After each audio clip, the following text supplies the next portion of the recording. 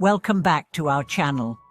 It's a blessing to have you here with us once again. And for those of you who are joining us for the first time, this is where we explore timeless spiritual wisdom, apply ancient teachings to modern life, and seek clarity on the spiritual journey that so many of us walk together.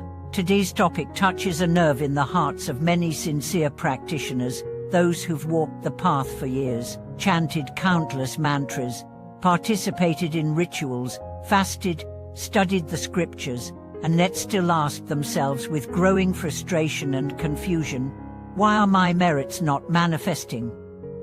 Why is life still so chaotic? Why do obstacles keep appearing? If you've ever felt spiritually stuck, then what we are about to explore may just hold the answer. The issue may not lie in the sutras you recite or the rituals you perform, it may lie in how you conduct your practice and live your life around it. Today, we are going to uncover 9 subtle yet powerful behaviors that could be quietly destroying your spiritual practice from within.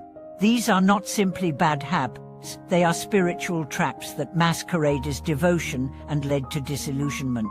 By the end of this video, you might discover that the reason your practice feels heavy, your heart feels dry, and your blessings seem distant is not because the Dharma has failed you, but because you've unknowingly veered off the path. Let's begin this long and heartfelt journey through the stories, teachings, and real-life examples that bring this lesson home. Let us begin with one of the most misunderstood pitfalls: attachment to spiritual relationships, also known as clinging. This happens when practitioners begin to build emotional dependencies on certain teachers or spiritual figures, not out of true respect or faith, but out of neediness, loneliness, or even ego.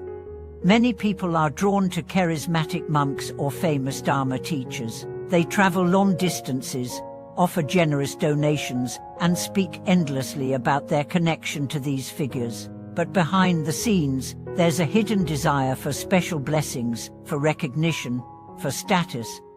One woman confessed that she felt her donations were a kind of spiritual investment, and grew resentful when her life did not change as expected.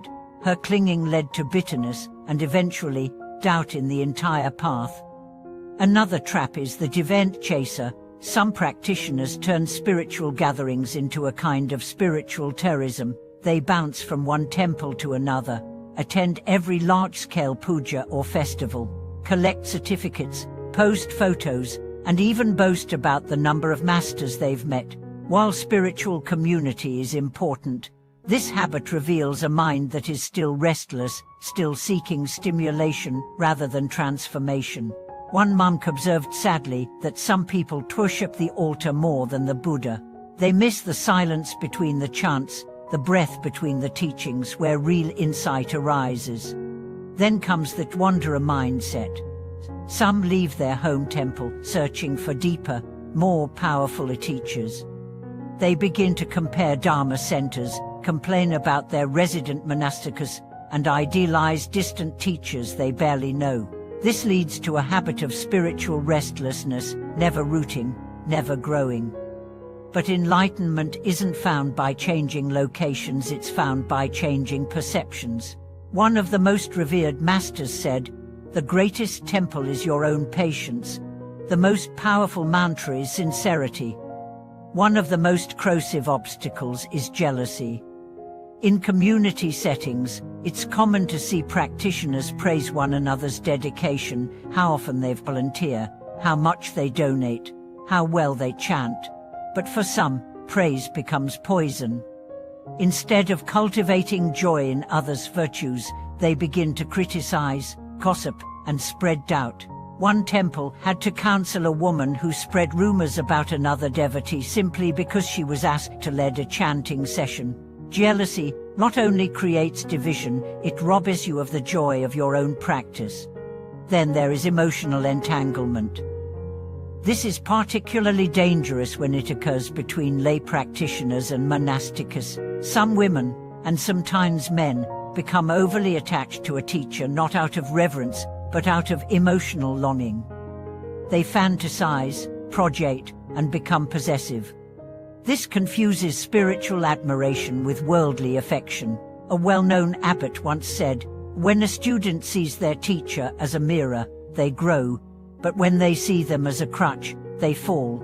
A true respect is rooted in discipline and clarity, not fantasy. The next behavior is chronic complaining, disguised as the seeking guidance. Some devotees mistake temples for therapy clinics and monks for emotional sponges. They unload every complaint about family, work, and health, never pausing to reflect or receive guidance.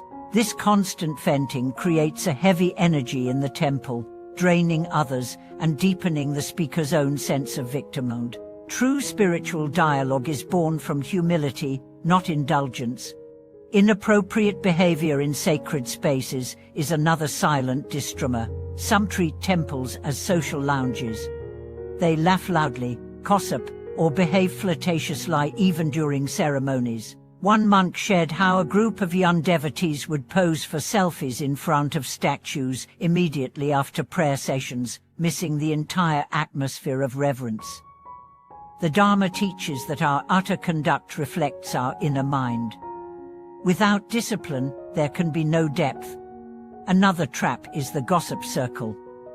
When practitioners spend more time discussing who donated how much, who sat in which row, or who has special access to the abbot, the temple becomes a marketplace of egos. One temple elder noted that such talk creates an invisible wall of division that even the kindest teaching cannot penetrate. Our speech must align with the Dharma, or we are merely actors wearing robes of faith. Finally, we come to spiritual pride. This is perhaps the most subtle and dangerous poison. It's the voice in the back of your mind that says, "I know more than they do, I meditate longer, I've read more texts." This attitude masks itself as wisdom but breeds arrogance. True wisdom bends low like ripe grain, never standing tall in self-regard. One elderly devotee, who had been chanting for 50 years, said quietly, "The more I chant, the less I know. The Buddha gets brighter, I get small." That's how I know it's working. Each of these behaviors may seem small, just thoughts, gestures, or emotions, but they accumulate. They build karmic walls between your intention and your result. You may pray for peace but feel only anxiety. You may seek blessings but feel empty each day. This dissonance is the Dharma's gentle way of saying, you must look within. You must purify not just your actions, but your attitude.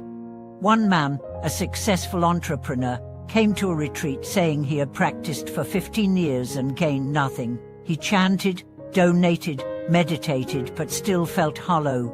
After listening to a teaching about ego and expectation, she realized that all his practice had been transcational. He said, "I wasn't praying, I was bargaining." That night, he sat alone before the statue of Amitabha and for the first time, simply said, "Thank you." He wept, not from sadness, but from release.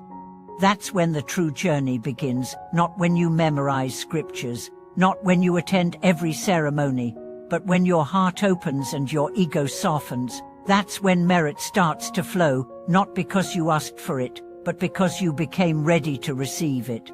Stay tuned for the continuation of this story in the next transmission.